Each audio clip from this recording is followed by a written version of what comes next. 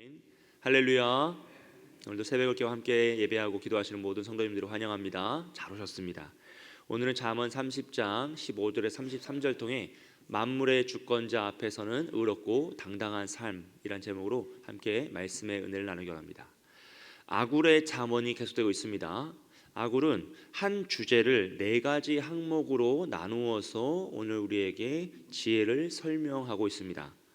그가 나눠서 설명하는 것 중에 15절을 보시면 족한 줄을 알지 못하여 족하다 하지 아니하는 것 선엇이 있나니라 그래요. 이것은 인간의 본질적 탐욕을 설명하는 것입니다. 그 18절을 보시면 내가 심히 기히 여기고도 깨닫지 못하는 것 선엇이 있나니라 그래요. 이것은 흔적이 남지 않는 은밀함이 하나님께는 통하지 않는다라는 것을 설명하는 것이고요. 21절에 세상을 진동시키며 세상이 견딜 수 없게 하는 것 선엇이 있나니라고 합니다. 이것은요, 무자격자가, 자격이 없는 자가 불의한 방법으로 이익을 얻는 것의 무익함을 설명하고 있습니다. 24절 말씀은 땅에 작고도 가장 지혜로운 것 넷이 있나니라고 하는데요, 세상에서 매우 작지만 하나님이 주신 능력, 은혜를 가지고 잘 살아가는 방법을 설명하고요. 29절에서 잘 걸으며 위풍 있게 다니는 것 선엇이 있나니라고 하는데요, 이것은 성도가 세상을 두려워하지 않으며 당당하게 살아가기 위한 방법을, 지혜를 설명하고 있습니다. 이 한 가지씩 오늘 살펴보면요, 첫째로 족한 줄을 알지 못하여 족하다 하지 아니하는 것 선엇이 있나니라 그래요. 여기서 예를 들면서 거머리의 두 딸을 이야기합니다. 거머리의 두 딸이 만족함이 없고 감사함이 없이 다오하면서 계속적으로 그 자신의 필요를 구한다라는 거죠. 여러분, 만약 우리의 자녀들이 이런 입장이라면 부모로서의 마음이 어떨까요? 이것은 줄 수 있는 물질이 많고 적음의 문제가 아닙니다. 자녀가 성장하여 성인이 되었음에도 불구하고 자신의 인생을 책임지지 않고 성실히 살아가지 않고 부모에게 의탁하여 살아가는 그 자세가 부모의 마음을 과연 어떻게 할까라는 것입니다. 결국은 너무나 답답하다는 거죠. 너무 속상하다는 것이에요. 내가 많아서 그것으로 그 자녀의 인생을 책임질 수 있습니다. 물론 부모는 그렇게 할 수 있어요. 하지만 자녀가 자신의 인생을 성실하게 책임감을 가지고 주체성을 가지고 살아가지 않는 모습 자체가 부모에게는 굉장히 슬프고 안타까운 모습이다라는 것이에요. 그리고 그런 모습이 바로 하나님 앞에선 우리의 모습일 수 있다라는 것을 설명합니다. 우리가 하나님께 받은 은혜에 감사하지 않고요, 그것을 족하다 여기지 않은, 자족하는 마음이 없으면 어떻게 됩니까? 계속적으로 갈급해지고요, 우리의 필요를 채우고자 하나님께 간청할 수 있습니다. 이것은 근데 물론 우리는 하나님께 우리의 필요를 간청해야 되고요, 간구해야만 하는 것이 맞아요. 하지만 그 간구, 모든 간구의 근본에 뭐가 있어야 하냐면 감사함이 있어야 되죠.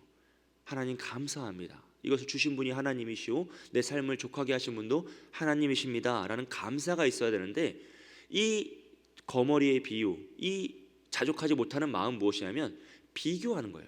다른 사람과 비교하고 세상과 비교했을 때 내 것을 더 채우고자 하는 그 욕망이 사로잡혀 하나님께 달라고 강청하는 것이죠.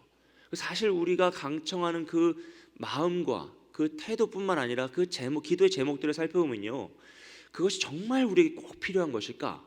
라는 질문을 해야 되는 거죠. 그것이 없어도 우리는 하나님을 온전히 믿으며 살아갈 수 있습니다. 그 모든 것이 다 없어도 우리는 하나님을 정말 신실하게 믿으며 살아갈 수 있다라는 것이죠. 때로는 우리가 우리의 욕망에 사로잡혀서 감사함이 없이 하나님께 강청하며 간구하며 구하는 모습이 있다라는 것이에요. 그 모습을 보시는 우리 아버지 되신 하나님 마음은 어떠할까요? 바로 안타까움과 슬픔이다라는 것이죠. 그래서 그러므로 우리는 우리의 필요, 우리의 간구를 되새겨보고 고민해 볼 필요가 있다라는 것입니다. 두 번째로 심히 기히 여기고도 깨닫지 못하는 것 선엇이 있나니라 그래요. 흔적이 남지 않은 은밀함이 하나님께는 통하지 않는다라는 것을 설명하는 것이죠. 독수리의 자취, 뱀의 자취, 배의 자취, 남자가 여자와 함께한 자취는 없다라는 것이에요. 찾을 수가 없다는 거죠. 그리고 이 남자와 여자가 함께한 자취는요, 20절에서 음녀의 자취와 동일합니다. 입을 씻음같이 내가 그런 적이 없노라 라고 하면, 이런 자취를 남기지 않는 모습을 통하여서 사람을 속일 수 있다는 것이죠. 하지만 하나님은 속일 수 없다라는 것을 설명합니다. 여러분, 우리가 사람을 속이는 것은요, 그렇게 어려운 일이 아닐 수 있습니다. 깨끗한 척하고 아닌 척하고 입을 씻음같이 나는 그런 적이 없노라 라고 말하면요, 사람을 속이는 건 어떤 의미에서는 쉬운 일일 수 있습니다. 또 우리는 자기 자신을 속일 수도 있습니다. 나의 잘못이 명확한데 그것을 인정하고 싶지 않을 때 그것을 누구 탓으로 돌립니까?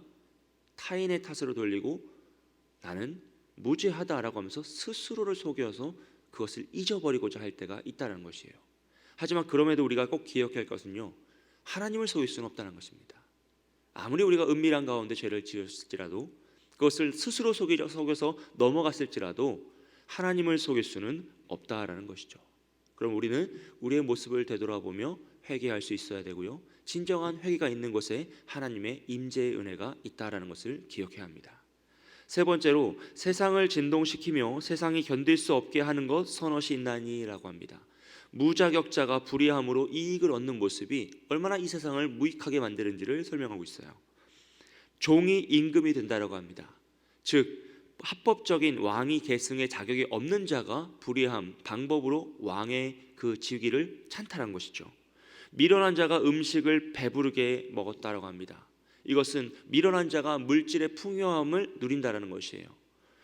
올바른 방법이 아닌 잘못된 방법으로 살아감에도 불구하고 부의 축적을 누린다라고 하면 올바른 방법으로 살아가는 자들이 어떻습니까? 마음에 불편함이 생긴다는 거예요. 이것이 코로나 시기에 많이 우리나라에서 그리고 전 세계적으로 일어난 상황인데요. 이제 그때 당시에 갑자기 그 블록체인으로 한 비트코인 같은 그런 투기성 자본들이 갑자기 떠올랐어요. 그러면서 한 해에 몇 조를 벌었다, 몇십 조를 벌었다라고 하는 사람들이 갑자기 등장했습니다.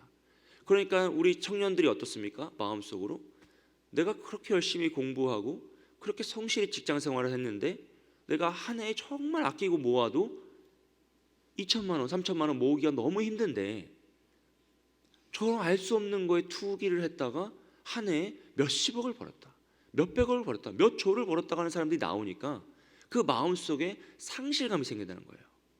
그래서 합법적이고 정도를 걸어야 하는 삶의 방향성이 어떻게 됩니까? 불의한 방향성을 소원하면서 그것을 바라보게 되더라는 것이죠. 오늘날 우리가 투기성으로 부의 축적을 한 그런 사람들이 많아지면서 나타나는 매우 안타까운 모습입니다.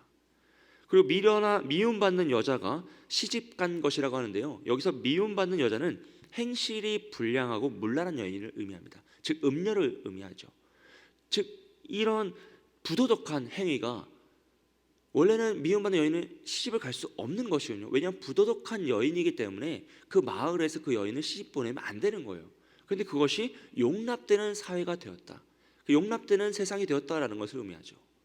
그래서 성실하게 살아간 자들이 인정받는 것이 아니라 불의한 방법으로 부도덕하게 살아간 자들이 오히려 인정받고 칭찬받는 세상이 되었다는 것입니다. 그 여종이 주모를 이은 것이라고 하는데요, 이것은 종이 주모를 쫓아내고 주모의 특권을 차지하는 것이죠. 역시나 불의한 방법입니다. 여러분, 공의와 정의가 사라진 세상은요, 올바른 가치가 무너지고 미래가 불투명해지며 오직 불의와 불법이 판을 치게 됩니다. 어떤 의미에서 오늘 우리가 살아가는 이 세상의 모습이 그러지 않습니까?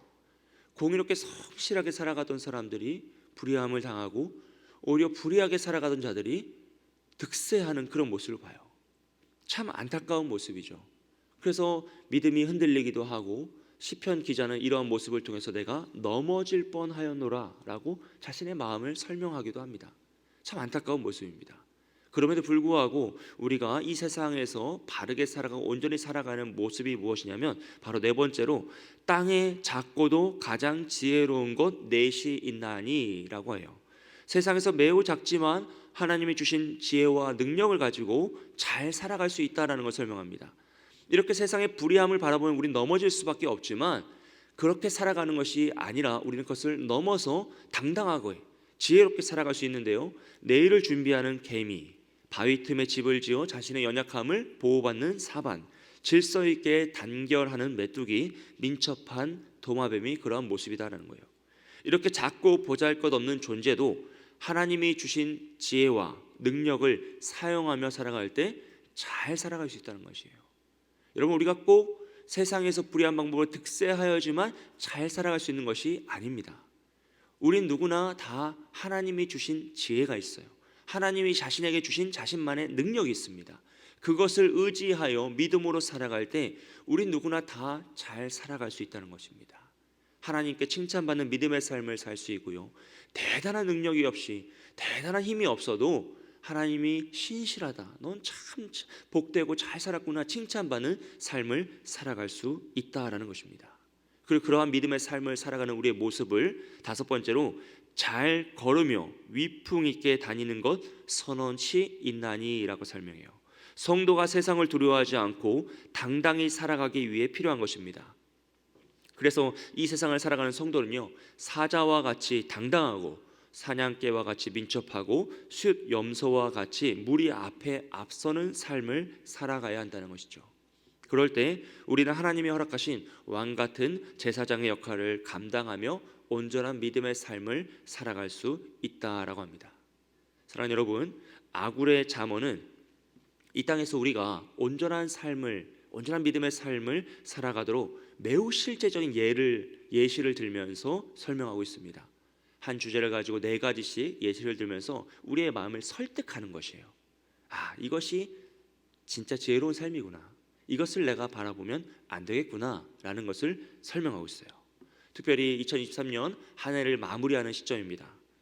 우리 바라기는 우리 모두가 하나님께서 주신 은혜를 감사함으로 되새기고 자족하는 마음으로 내게 주신 지혜와 능력을 활용함으로써 이 세상을 두려워하는 것이 아니라, 2024년이 더 어렵다고 말하는 사람도 참 많이 있는데 그것을 두려워하는 것이 아니라 정말 성도로서 당당하게 하나님을 의지한 자로서 온전한 믿음의 삶을 살아가시는 저와 여러분이 되시길 주님의 이름으로 축복드립니다.